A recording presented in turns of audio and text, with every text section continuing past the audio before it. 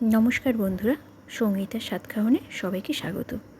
আজকে শেয়ার করছি সম্পূর্ণ নিরামিষ আলু পটলের একটি রেসিপি। যদি ভালো লাগে রেসিপিটা তাহলে রিকোয়েস্ট করব আমার চ্যানেলটা সাবস্ক্রাইব করে আমার সাথে থাকার জন্য। তো দেখতে থাকুন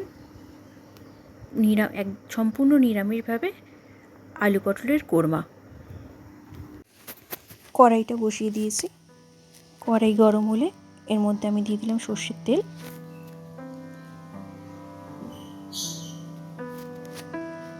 তেলটা গরম করে প্রথমে পটলগুলো দিয়ে ভেজে নেব। পটলের যে কোনো রেসিপিতে পটল ভালো মতো না ভাজলে একটা জলসা জলসা ভাব থাকে, খেতে ভালো লাগে না। তাই পটলটা খুব ভালো মতন ভেজে নিতে হবে। দিয়ে দিয়েছি হলুদ আর নুন। খুব ভালো মতন পটলটা ভেজে নেব। দেখুন ভাজা হয়ে গেছে, হয়েই এসছে। একটু লালচে লালচে টাইপের ভেজে নিয়ে পটলটা আমি তুলে রাখবো।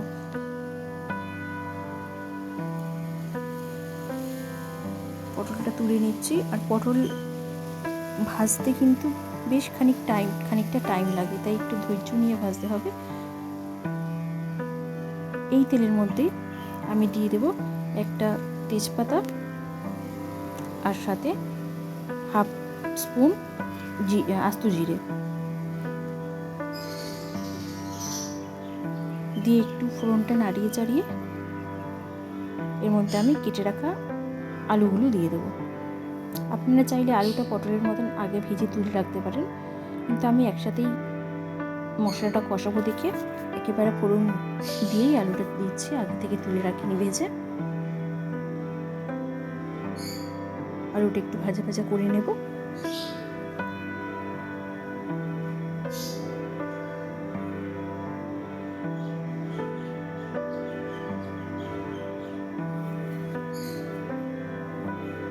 ভাজা হয়ে গেছে। এর মধ্যে আমি এবার দিয়ে দেব 1 চামচ আদা বাটা, হাফ চামচ জিরে গুঁড়ো আর হাফ চামচ ধনে গুঁড়ো একসাথে আমি জল দিয়ে মিক্স করে রেখেছিলাম, সেটা দিয়ে দিলাম।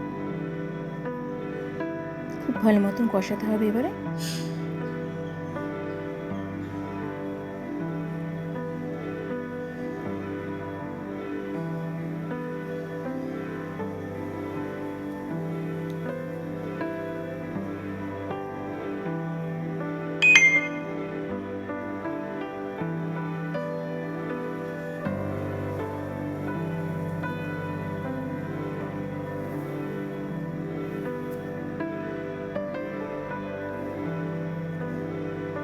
এর মধ্যে দিয়ে দিলাম আমি একদম অল্প পরিমাণে লাল লঙ্কার গুঁড়ো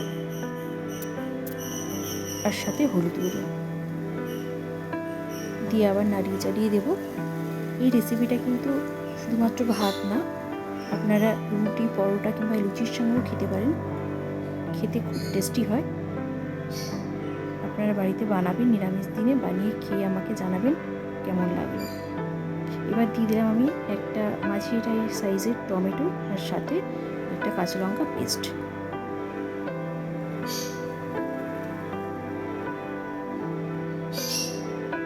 এটাও খুব ভালো মতন কষিয়ে নেব, টমেটোর কাঁচা ভাবটা যেন চলে যায়।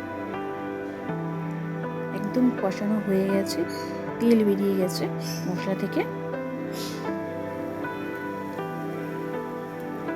এবার সবশেষে আমি দিয়ে দেব 1 টেবিল চামচ টক দই, সাথে 5টা কাজু বাদাম আমি একসাথে পেস্ট করে রেখেছিলাম, সেটা দিয়ে দিলাম। একদম ফ্লেমটা লো করে টক দইটা দিতে হবে, নাহলে কিন্তু কেটে যেতে পারে।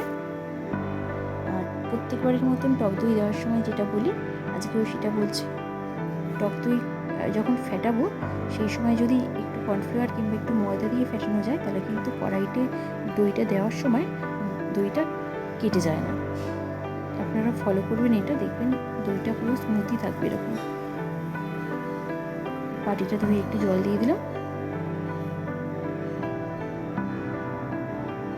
এটাকেও খুব ভালো মতন কষিয়ে নেব আমি।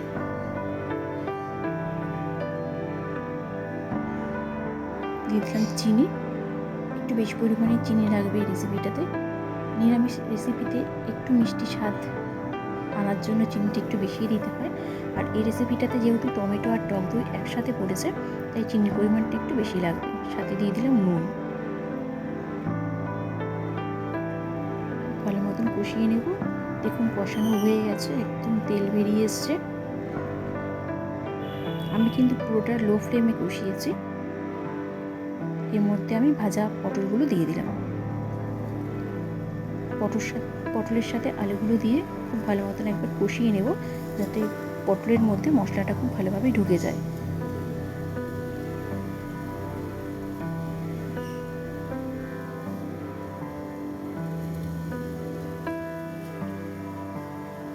একদম কষানো হয়ে গেছে। এবার আমি এর মধ্যে 1 বাটি উষ্ণ গরম জল দিয়ে দিলাম।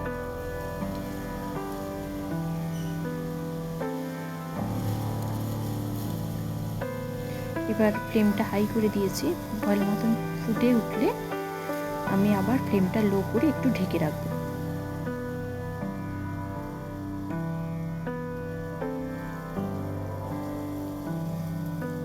ঢেকে দিলাম ফ্লেমটা লো করে। 3 থেকে 4 মিনিট বাদে আমি ঢাকনাটা খুলছি। আমার পটলের কোরমা একদম রেডি হয়ে গেছে। আমি এরকমই রাখবো। আমি যেহেতু ভাত দিয়ে খাওয়ার জন্য করছি, তাই জন্য এরকম এতটাই ঝোল রাখবো। আপনারা যদি রুটি কিংবা পরোটার সঙ্গে খাওয়ার জন্য করেন, তাহলে ঝোলটা একটু টানাতে পারেন, ভালো লাগবে। এর মধ্যে দিয়ে দিলাম শাহি গরম মশলা,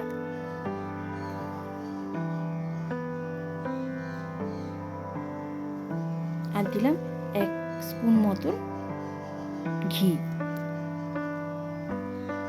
একটু নাড়িয়ে গ্যাসটা অফ করে আমি কিছুক্ষণের জন্য ঢেকে রাখবো।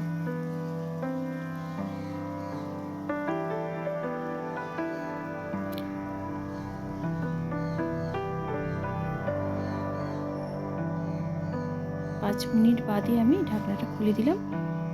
এরকম ফাইনাল লুকটা এসছে। যদি আমার রেসিপিটা ভালো লাগে, তাহলে রিকোয়েস্ট করব সাবস্ক্রাইব করে চ্যানেলটা একটু পাশে থাকবেন। এর পরের দিন আবার কোনো রেসিপি নিয়ে আপনাদের সামনে হাজির হয়ে যাব।